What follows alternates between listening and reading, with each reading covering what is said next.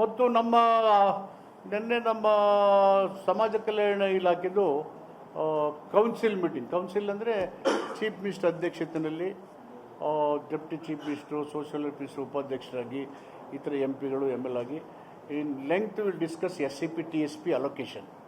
ಆ ಕಾಯ್ದೆ ಪ್ರಕಾರ 39,000 ಕೋಟಿನ ಅಪ್ರೂವ್ ಮಾಡಿಕೊಟ್ಟಿದ್ದೀವಿ 34 ಇಲಾಖೆಗಳಿಗೆ. ಅದರಲ್ಲಿ ಈ ಹಣದಲ್ಲಿ ನಾವು SCP TSP ಕಾಯ್ದೆ ಮಾಡುವಾಗ ಸೆಕ್ಷನ್ 7 ಅಂತ ಬರುತ್ತೆ. ಆ 7 ಇದು ಅಂದರೆ SC ST ಜನಸಂಖ್ಯೆಗೆ ಅನುಗುಣವಾಗಿ ರಾಜ್ಯದ ಆಯವ್ಯಯದ ಹಣವನ್ನು ಒಂದು ಕಡೆ ತೆಗೆದಿಟ್ಟು ಅವರ ಅಭಿವೃದ್ಧಿಗೆ ಬಳಸಬೇಕು ಅಂತೇಳಿ ಒಂದು ಕಾಯ್ದೆಯನ್ನು ಮಾಡಿದಾಗ 13-14 ಮಾಡಿರೋದು ನಿಮಗೂ ಗೊತ್ತಿದೆ, ಇಡೀ ರಾಜ್ಯಕ್ಕೆಲ್ಲ ಗೊತ್ತಿರ್ತಕ್ಕಂಥ ಸಂಗತಿ. ಭಾಳಷ್ಟು ಜನ ಈಗ 5 ಗ್ಯಾರಂಟಿ ಇದ್ದಾವೆ, SCP TSP ಹಣನ ದುರುಪಯೋಗ ಮಾಡಿಬಿಟ್ರು, SC ST ಜನಗಳ ದುಡ್ಡೆಲ್ಲ ಯೋಜನೆಗಳು ಕೊಟ್ಬಿಟ್ರು ಅಂತ ಹೇಳಿ ಮಧ್ಯೆ ರಾಜಕೀಯವಾಗೂ ಹೇಳ್ಬೋದು, ಅಥವಾ ಈ ದುಡ್ಡು ಇನ್ನೂ ಇನ್ನೂ ಅನುವಾಗಿ ಬರ್ತಕ್ಕಂಥ ಸದುದ್ದೇಶದಿಂದ ಇನ್ನೂ ಜಾಸ್ತಿ ಹಣ ಕೊಡಿ ಅಂತಲೂ ಕೇಳ್ಬೋದು. ಸೊ ಇದನ್ನು ಮಾಡುವಾಗ ಆ ಕಾಯ್ದೆ ಮಾಡುವಾಗ ಕೆಲವು ಸೆಕ್ಷನ್ಗಳಿದ್ದಾವೆ. A-B-7ನಲ್ಲಿ 7A, 7B, 7C, 7D ಈ ಸೆಕ್ಷನ್ಗಳು ಸ್ಪೆಸಿಫಿಕ್ ಆದಂಥ ವಿಭಾಗಕ್ಕೆ ಏನೇನು ಮಾಡಬೇಕು ಅಂತ ಹೇಳಿದೆ.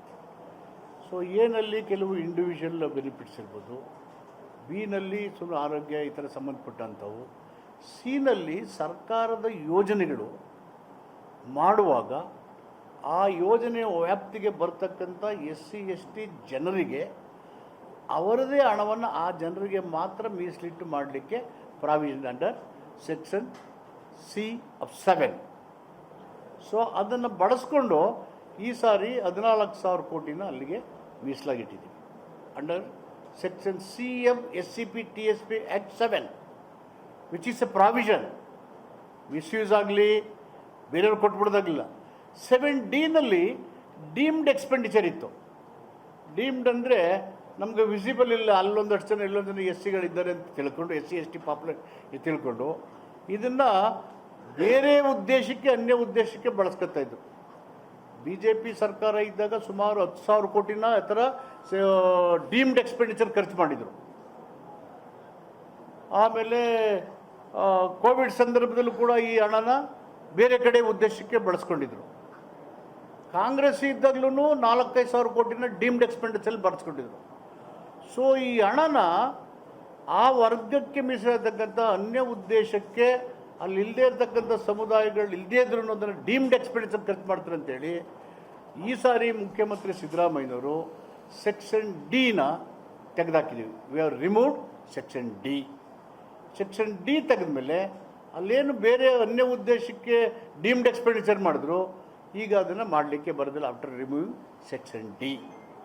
ಈಗ ಸೆಕ್ಷನ್ Cನಲ್ಲಿ ನೀವು ಜನರಲ್ ಯೋಜನೆಗೆ ಕೊಡಿ ಅವರು SC STಗಳಿಗೆ, ಈ SC STಗಳನ್ನು ಯಾಕೆ SC ST ಕೊಡ್ತೀರಿ ಅನ್ನೋ ಮಾತುಗಳು, ವಾದಗಳು ಬರ್ತಾರೆ ಒಂದು ಕಡೆ ಬರ್ತಾಯಿದ್ರೆ, ರಾಜಕೀಯವಾಗಿ ಯಾರು SCP TSP ಕಾಯ್ದೆ ಮಾಡಿಲ್ಲೋ, ಕಾಯ್ದೆ ಬಗ್ಗೆ ಪರಿಕಲ್ಪನೆ ಇಲ್ವೋ, ಆ ಜನರ ಈ ಆಸಕ್ತಿ ಬಗ್ಗೆ ತಲೆನೇ ಕೆಡಿಸ್ಕೊಂಡಿಲ್ವೋ, ನಾವು ಮಾಡಿದ ಮೇಲೆ ದುರುಪಯೋಗ ಮಾಡ್ತಾ ಇದ್ದಾರೆ, ಈ ದುಡ್ಡು ತಗೊಂಡು SC STಗಳಿಗೆ ಯೋಜನೆ ಕೊಡ್ತಾ ಇದ್ದಾರೆ ಅಂತೇಳಿ ರಾಜಕೀಯ ಗೊಲ್ಲನ್ನು ಎಬ್ಬರಿಸ್ತಾ ಇದ್ದಾರೆ. The very section very clearly says ಸಿನಲ್ಲಿ ಯೋಜನೆ ಮಾಡುವಾಗ ಆ ಜನರಿಗೆ, ಆ ಜನರ ಸಂಖ್ಯೆಗೆ ಅನುಗುಣವಾಗಿ ಎಷ್ಟಾಗುತ್ತೆ ಹಣನ ತಗೊಳ್ಳಿ ಅಂತೇಳಿ ಹೇಳಿರುವಾಗ ಅದನ್ನು ಬಳಸಿದ್ದೇವೆ. ಇದು ಕೌನ್ಸಿಲಲ್ಲಿ ಚೆನ್ನಾಗಿ ಚರ್ಚೆ ಆಯಿತು.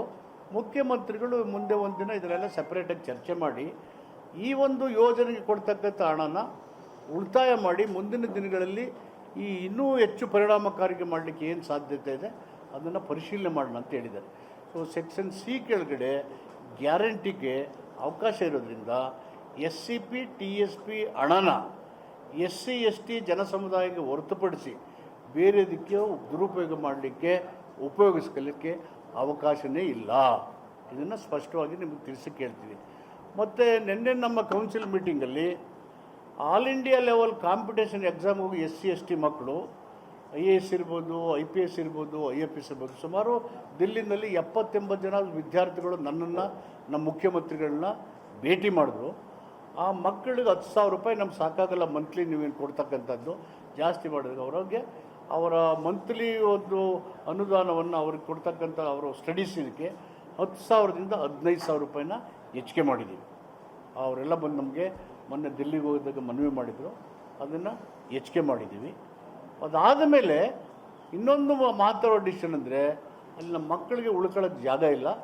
ಅದಕ್ಕೇ ಒಂದು ಸುಸಜ್ಜಿತವಾದಂಥ ಹಾಸ್ಟೆಲ್ ನಿರ್ಮಾಣ ಮಾಡಿ ಯಾರ್ಯಾರು SC/ST ಮಕ್ಕಳು ಅಲ್ಲಿ IAS, IPS, IRS ಈ ಥರ ಕೋಚಿಂಗ್ ತಗೊಂಡು ಕಾಂಪಿಟೇಟಿವ್ ಎಕ್ಸಾಮ್ಗೆ ಹೋಗ್ತಾರೆ, ಅವ್ರಿಗೆ ಸುಸಜ್ಜಿತವಾದಂಥ ಹಾಸ್ಟೆಲ್ಲು ಮತ್ತು ಹೈಟೆಕ್ ಲೈಬ್ರರಿಯನ್ನು ಮಾಡಬೇಕು ಅಂತೇಳಿ ಒಂದು ಡಿಸಿಷನ್ ಮಾಡಿ ಆ ಥರ ಮಾಡಲಿಕ್ಕೆ ಮಾಡಿದ್ವಿ. ಇವು ಅತ್ಯಂತ ಮಹತ್ತರವಾದಂಥ ಸಮಾಜ ಕಲ್ಯಾಣ ಇಲಾಖೆಯ ಡಿಸಿಷನ್ಗಳು.